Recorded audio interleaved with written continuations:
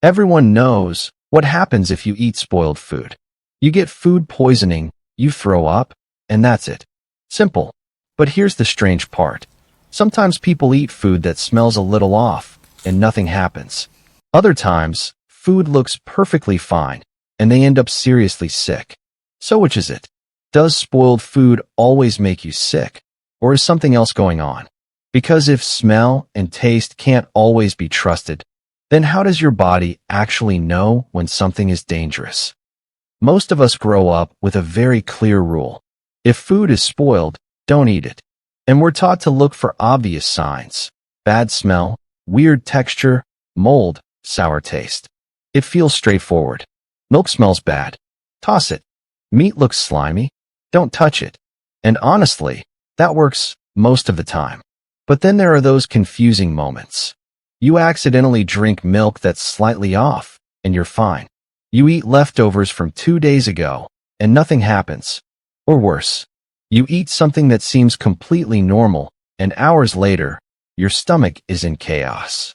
That's where the simple rule starts to feel incomplete. Because clearly, spoiled doesn't always mean dangerous, and fine-looking doesn't always mean safe. Here's the biggest misunderstanding. People think spoiled food makes you sick because it's rotten, like the food itself has gone bad, and that alone is what harms you. It sounds logical.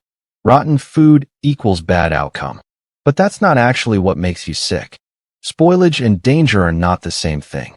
In fact, a lot of spoiled food is harmless, and some dangerous food isn't spoiled at all. So what's really happening? Let's break it down. Food doesn't just go bad on its own. What's actually happening is this. Tiny living organisms, bacteria, viruses, sometimes parasites, are growing in the food. They're invisible. You can't see them. And more importantly, you can't always smell or taste them. Now, there are two different things these microorganisms can do.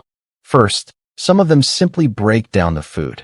They produce gases, acids, and compounds that make food smell bad, taste sour, or look weird. This is what we call spoilage. It's unpleasant, but often not dangerous.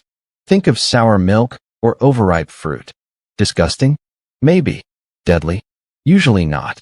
But then there's the second category. And this is where the real problem begins. Some microorganisms don't just spoil food.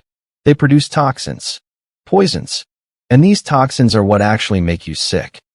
Here's the key idea. You don't get food poisoning from bad food. You get it from what's living in the food or what they've left behind. Sometimes it's the bacteria themselves invading your system. Other times, it's the toxins they've already produced before you even take a bite. And here's the scary part.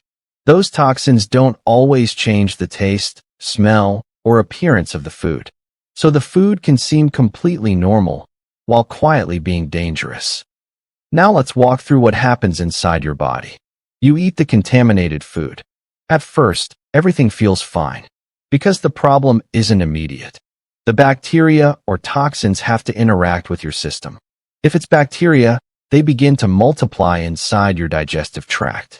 If it's toxins, they start interfering with your body almost right away. Your body quickly realizes something is wrong, and it responds aggressively. That's when the symptoms begin. Nausea, vomiting, diarrhea, stomach cramps. It's not random. It's your body trying to get rid of the threat as fast as possible. Think of it like an emergency evacuation. Your body is saying, whatever this is, it needs to go. Now, spoiled food isn't the real danger. Invisible contamination is. The smell, the taste, the weird texture. Those are just warning signs. Sometimes helpful, sometimes misleading. Because the real risk is what you can't detect with your senses. This explains a lot of confusing situations, like why you can eat slightly spoiled food and feel fine. Because not all spoilage involves harmful toxins. Or why reheated leftovers can still make you sick. Because heat can kill bacteria, but some toxins survive high temperatures. Or this surprising one. Some of the most dangerous food poisoning cases come from food that looks completely fresh. Things like improperly stored rice, undercooked meat, or even salads. No smell, no warning, just invisible risk. There's also another twist. Your body's reaction depends on how much contamination there is, and your own immune system. Two people can eat the same food. One gets sick, the other feels fine. It's not just about the food. It's about the dose and the body handling it. So when we ask, what happens if you eat spoiled food? The smarter question is, what's actually in the food when you eat it? Because spoiled is just a surface clue. The real story is microscopic. And here's the takeaway you'll remember. Your senses are good at detecting food that's unpleasant, but they're not reliable at detecting food that's dangerous. So smell and taste are helpful, but they're not your safety system. Time, storage, and proper cooking matter far more than whether something seems fine. The next time you open the fridge and hesitate, it's not just about whether the food looks okay. It's about what might be happening beyond what you can see. Because when it comes to spoiled food, the biggest threat is the one you'll never notice. Thank you for watching. If you enjoyed this, you'll probably never look at leftovers the same way again. Don't forget to like, subscribe, and share your next question. We might turn it into our next video.